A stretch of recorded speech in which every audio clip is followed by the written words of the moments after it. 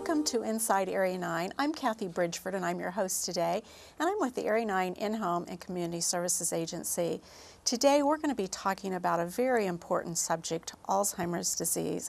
And my guest today is Ashley Thomas. Thank you, Ashley, for coming. And you came from Indianapolis. You're from the Alzheimer's Association. Correct. Right? Yes, well, thank you for having me. Oh, no problem. This is such an important subject, you know, and from day to day you hear nothing but, you know, what's going on with Alzheimer's, the research, and so I'm so glad that you were able to come and just give our audience some more information about Alzheimer's. And let's just start off by, what is Alzheimer's? So Alzheimer's disease is a progressive brain degenerative disease. So in layman's terms, basically, it's your brain dying. We are losing brain cells, which is what is causing those memory issues. It's hard for people to remember because the pathways that form those memories are no longer there. So that's why you see the slow reaction time. You know, we age backwards with this disease. So people, you know, who have recent memories, those are going to go first. That's why you see people talk about their early 20s, their teenage years, because those memories have been packed in there for a lot longer, and we age backwards. You know, that's so funny. You hear people say you start out as a baby and you end up as a baby, and you see that a lot with Alzheimer's disease, don't you? Yes, I do, unfortunately, which is a sad thing because a lot of times people want to treat those who have Alzheimer's disease as children, but they're not. And so it's really important to make sure that even though your loved one is, you know, experiencing these memory loss issues, and you may have to slow down when you talk to them, to show them that respect, because they are still an adult and they do still deserve that dignity. That can be very difficult when it's a loved one, and it is, and especially if it's someone that you don't know as well. You know, you hear people screaming, yelling at them, you know, and they can hear. Yeah, you know? they can hear. You don't need to yell at them. They can hear, but they can. It's not a hearing issue. It's not an issue of comprehending. It's getting their thing, what they want to say out, and communicating. Sometimes it does take them a little bit longer to process what we're asking. That's why it's important to match your question with their ability level. Sometimes simply suggesting, oh, here's the bathroom, is a lot easier than saying, do you have to go to the bathroom? Because for them, they can just be like, there it is, I'm going. Instead of trying to think, yes, no, I don't know, because they lose those sensations. They don't feel hunger or you know, those natural body functions like we do. It seems like to make a decision is difficult for them. Like, do you want milk or pop? You know, it's hard for them to just make a decision as to what exactly they want to do. It can be very difficult. Like an example you just gave, giving them an A or a B is a really great way, because they're still independent, they're still making that choice, but you've narrowed it down. You know, when you go into the grocery store and you're hungry, that's a lot of options to try and figure out. But if I say, would you like chicken or would you like steak? Well, now that's an easier decision to make. What's the difference between Alzheimer's disease and just memory loss? So we all experience memory loss as we age. I can tell you my memory is not as good as it was in high school. Now that I'm in my master's degree, I have to work a lot harder. The difference between Alzheimer's disease is there's no getting that memory back. Once it's gone, it's gone. Normal memory loss, you'll be able to, you know, remember things that are important. You may lose somebody's name and then 10 minutes later you're like, oh, it was whoever. That's great. That's normal. If you can retrace your steps with your memory, such as, you know, you lose your car keys, but they're on the kitchen table and you can say, oh, I came in, I went to the closet, I went here, I went there. Go back and retrace your steps, that's good. Now when we have keys ending up in the freezer, that's when we have issues. Okay. Well, I haven't done that yet, so I guess I'm good then, yes. right? Yes. You know, and that's a good thing to remember, because, you know, I hear a lot of people saying, oh gosh, you know, what if she's getting Alzheimer's? You know, and those are questions to ask. You know, well, can you trace where you've been, or instead of just saying I have no clue, no clue where. And a lot of times, it's wonderful that Alzheimer's disease is becoming more prevalent in the media and we're hearing more about it, but I also think it creates that fear in individuals. And it's important to remember that it's not always Alzheimer's disease. Depression mimics Alzheimer's disease in people who are over 65. I mean, you could have an issue of being depressed or a medication interaction. It could be something very, very small and very treatable. It's not always Alzheimer's disease. So don't jump to the conclusion and Yeah. see your doctor probably. Exactly. Talk to a medical professional. If you have questions, you can always call our 1-800 number. We can help direct you to doctors, other service providers that can help you really decipher, is this Alzheimer's or is it something else going on? And so many times with the elderly, there are, especially like you talked about the medications, you know, if they see more than one doctor and get medications from 2 or 3 different doctors for different ailments, you know, a lot of confusion happens. Yes. And I know we see that in the elderly just without Alzheimer's, but just the medications that they get can, you know, from one place to another, and the things that it does to them, or they forget to take their medications, or they take too many of their medications, and so Medications can be very, very difficult to manage in general, especially when you're going to a heart doctor or a neurologist or your, you know, general practitioner. You have all those medicines coming in. A great thing to do is just consult your pharmacist. They're really an underutilized resource, and they can tell you if there might be a medication interaction going on. Also, keep an eye on when you start a new medicine. Did my memory issue coincide with that? Sometimes it can literally be as simple as, this medicine and I just don't get along, and we need to try something else. yeah, be alert to that type of thing. Can Alzheimer's be prevented or cured? Unfortunately, no. We don't have a cure for Alzheimer's disease. It's actually the only one in the top 10 of the CDC's top killers over 65 that doesn't have a way to prevent it or cure it. So unfortunately, no. I would love to say that I'm out of a job because there's no longer Alzheimer's disease. Eating a healthy diet is really important. Exercise, we talk about that. Avoiding those concussions, traumatic brain injuries, all of that increases your risk. So you just want to think about risk factors and reduce those. You know, eat well, socialize. I always say exercise, but not just physically, but mentally stimulate yourself as well. Go get coffee with the girls. Have those conversations. That's just as important as everything else. You know, just for even, they say just normal memory loss as you age, they say like crossword puzzles is a really good thing just to keep your brain active. The whole saying, if you don't use it, you lose it, is very true. You want to keep active. Whether or not that's going to necessarily prevent Alzheimer's disease, we can't say. But in general, with overall memory loss, it is important to keep using your brain, keep learning all the way through life. And you know, it's the social aspect of it is very important no matter what you've got. So, you know, and especially for an Alzheimer's person, I think, you know, if they're home alone, you know, if they're not in the later stages and they're just the early stages, you know, you can become depressed. Yes. And then you get all sorts of other problems to go along with that then. So yeah, it's important to keep engaged. You know, they may not be able to drive anymore because they can't remember how to get places. But what if a friend came and picked them up and took them to that church activity or their book club? It's not to say that because you have a diagnosis of Alzheimer's disease, you can't do something. We just need to modify the activity to fit you as an individual. And so that's really important to keep in mind. I have a family member that has it, and you know, it's unbelievable of things that they can still do if you let them. And I would say they're probably, you know, about middle stages of Alzheimer's. And they can't really cook anymore. Of course, they don't drive, but they can still play bridge. You know, it's just amazing at how some things simple they can't do, but yet, and bridge is, you know, a more difficult game to play. It is. And, but they never can remember what Trump is. Because that's that instant, that newer into their brain. And, but there's things out there that you can get. We were amazed at how you can get cards for Alzheimer's, and it's a big card, and it'll lay there and tell them what Trump is, you know, and all they need is their friends to put that in front of them each time, and they play great bridge. And so there's so many things out there, and you know, of course, friends come and pick them up. So you're right, you know, have someone come and pick them up and be involved with things.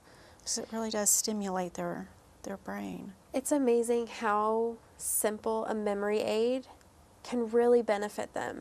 They don't necessarily need us to tell them how to get dressed at a certain stage. I mean, eventually, yes, they'll need that help. But if we can just aid them through things, they usually get stuck in a process. That's where they're going to struggle the most. That's where you see them struggle the most. give them that tool that kind of helps them through the process that says step A, step B, step C, whatever that may be.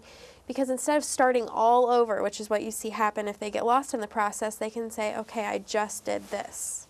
And look through and say, okay, I'm on step D now. I can do this. It's manageable again. You know, and I've through the different conferences or sessions I've been in, I remember a person saying to show them themselves how to do it, not tell them to go brush their teeth. Yes. You know, you put the toothbrush and then you pretend that you're brushing your teeth, and then they understand what you're saying. So that helps too, to give those clues. Yes. Visual clues last a lot longer than the verbal cues that we're giving them. Use that body language because they're going to read it. So if you're all tense and stressed out, they're going to get tense and stressed out. So it's important to remember, even if you're having a bad day, which is really hard, to relax if you're struggling, or we have to be at the doctor in 15 minutes and it takes 15 minutes to get there and you're not dressed yet. Slow down, relax. That will get them moving a lot faster. Mirroring any activity will help, especially if you have somebody who's struggling to eat. Sit across the table from them and eat slowly. They will follow you. They can understand those things. I know I've heard people say getting in and out of a car is sometimes a difficult task for sometimes, but you figure the person's driven all their life. They're used to getting in the car on the driver's side. You lift this leg up and you get into the car. Well, try to get in on the passenger side. It's like, well, now what leg do I lift up? Yeah. And, you know, I understand that's been a task for some people, and they said, you know, you just have to show them. Yeah. You know, just don't do it for them, but I know you hear people stand outside, just get in the car, just get in. You know, it seems so simple to us. But A trick that we use with my grandma is to use our foot to kind of slide her heel up. So stand behind her, but use our foot to kind of guide her heel up into the car.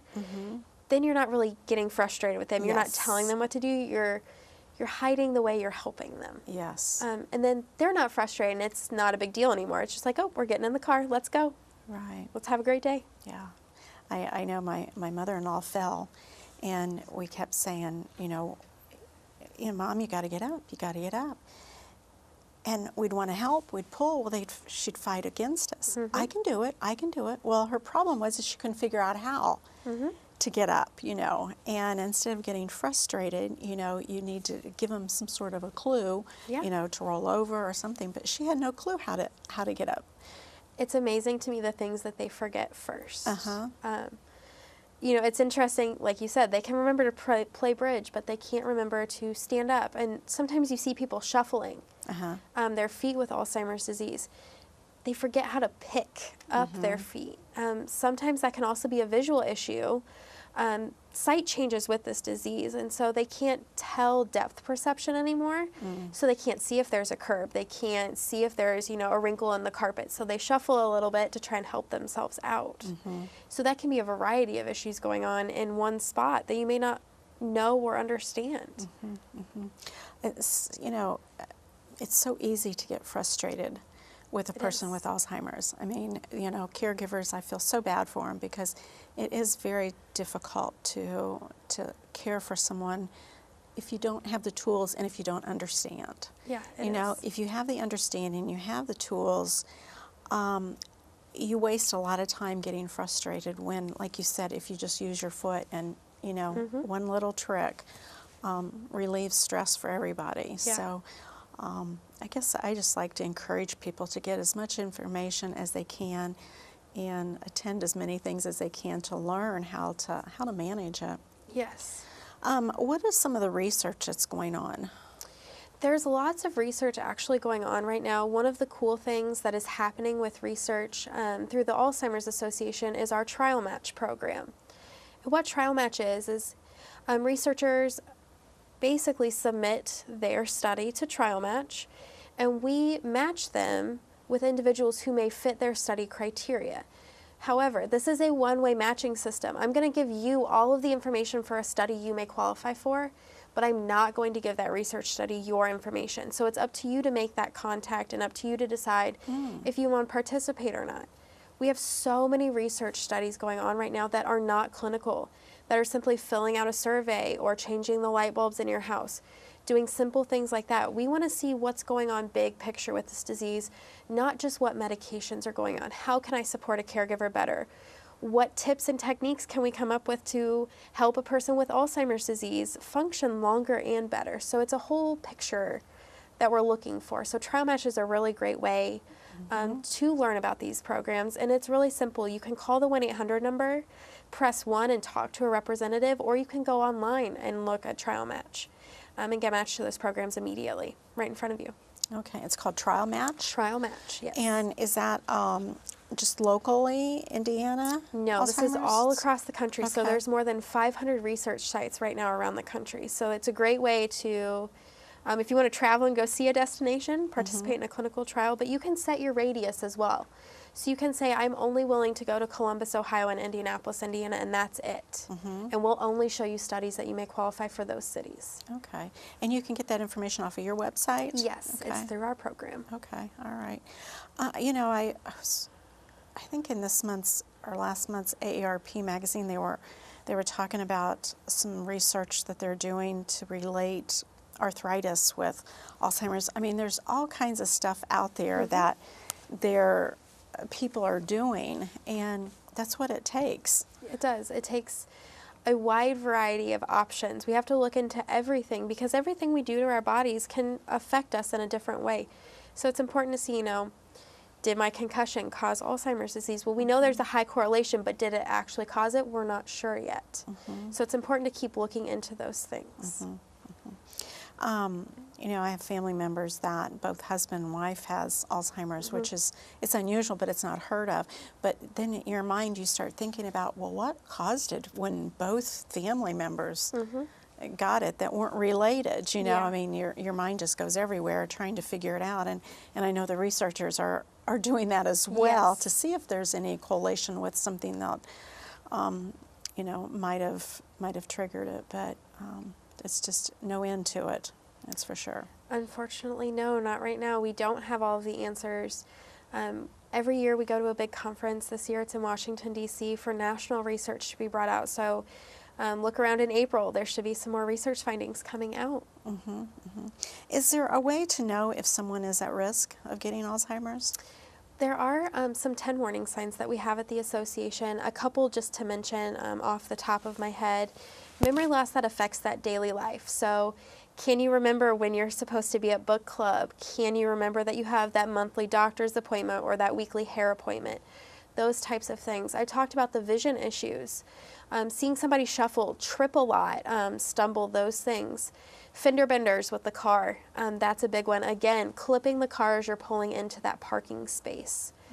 Not being able to play board games anymore. We talked about somebody being able to play bridge, but sometimes that can be an early warning sign.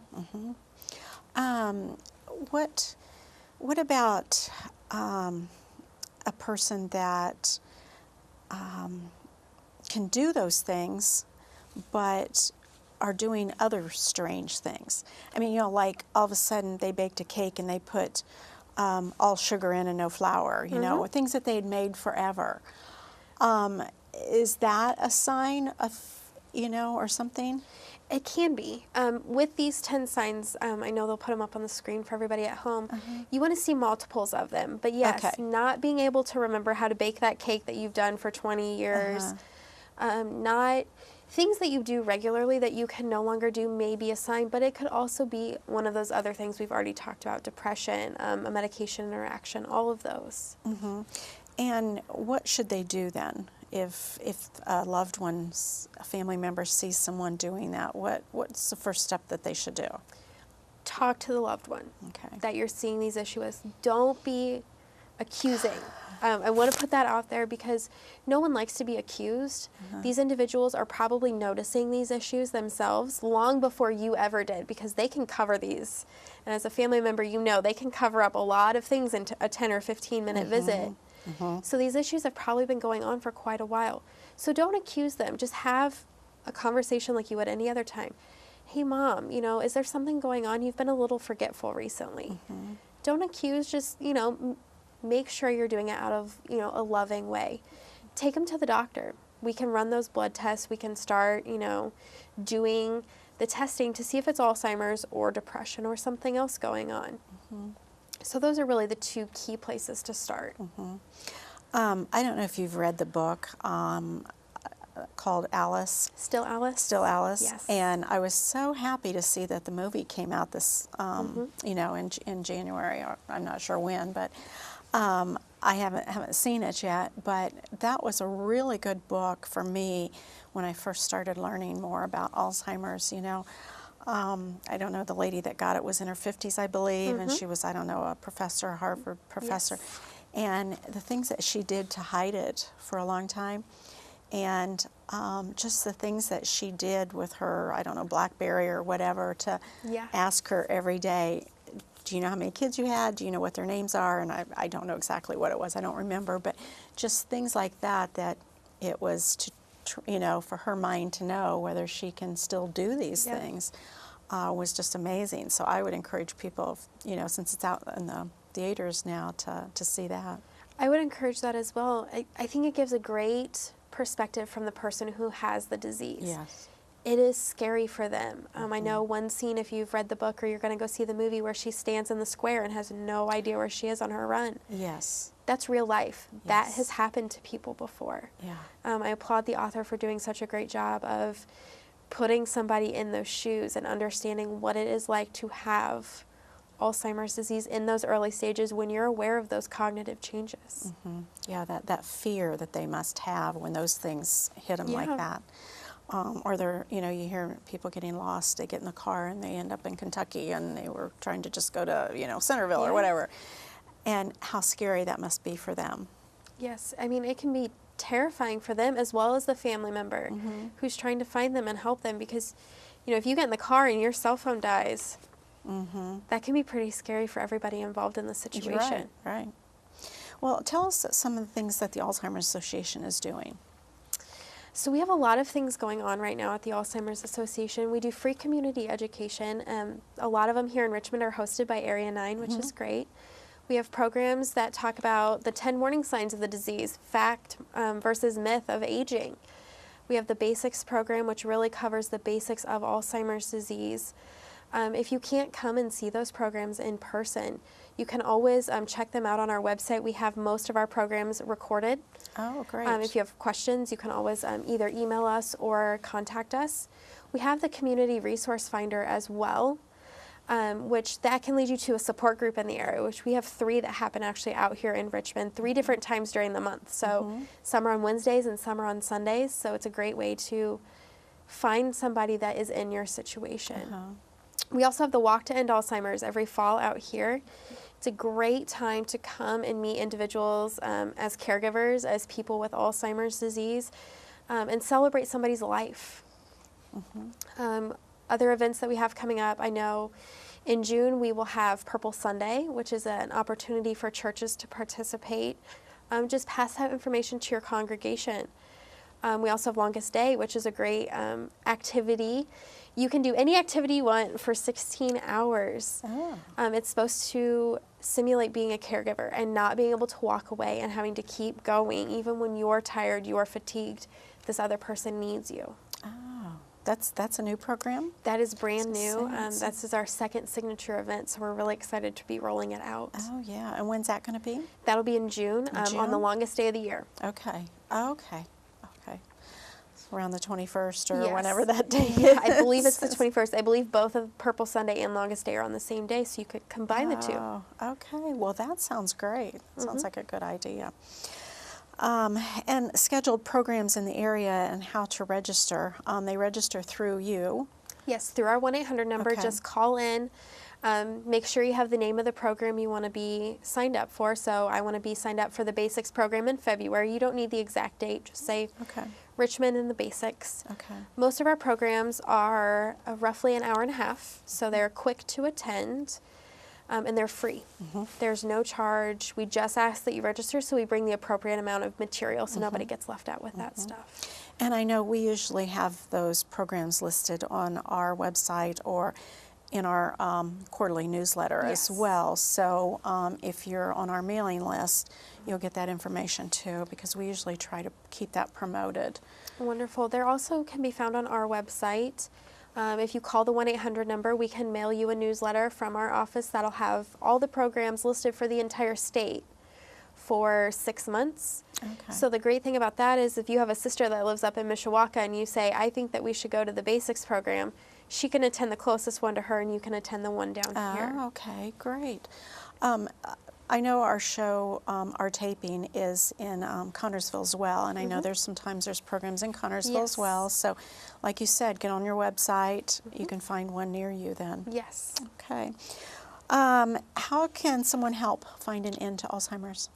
There are so many ways that you can help and be involved. A big one is just volunteering your time. Okay. Whether that's with us and helping us, pass out information about programs, attend a farmer's market with us, volunteer to help set up the walk and be a walk participant. You can also participate in Trial Match, those clinical trials. So many of them get shut down because we don't have enough participants. Oh my. And it can be as simple as taking a 10-minute survey online. I mean, it's really not a big deal. An hour of your time can go a long way. Volunteer to sit with somebody who has Alzheimer's disease.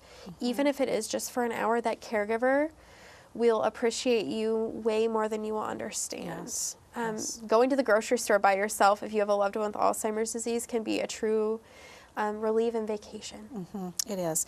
And we have the respite care program available through Area 9, and that really helps. So if anybody's interested in volunteering, they can contact Area 9 and we can link them up with someone that will give them that hour a week break or 2 hours. So, well, we're out of time. I think we could go on probably for another hour and talk about, there's so much to talk about with this, but I want to thank you so much for joining us today and giving us more education and information and know where we can go get this information at. Just go to the Alzheimer's Association website. Yes, thank you so much for having us. Oh, you're welcome. And I want to thank all of you for joining us today on Inside Area 9. And if you need any more information, contact Area 9 or the Alzheimer's Association. And hope you have a wonderful day. Thanks again.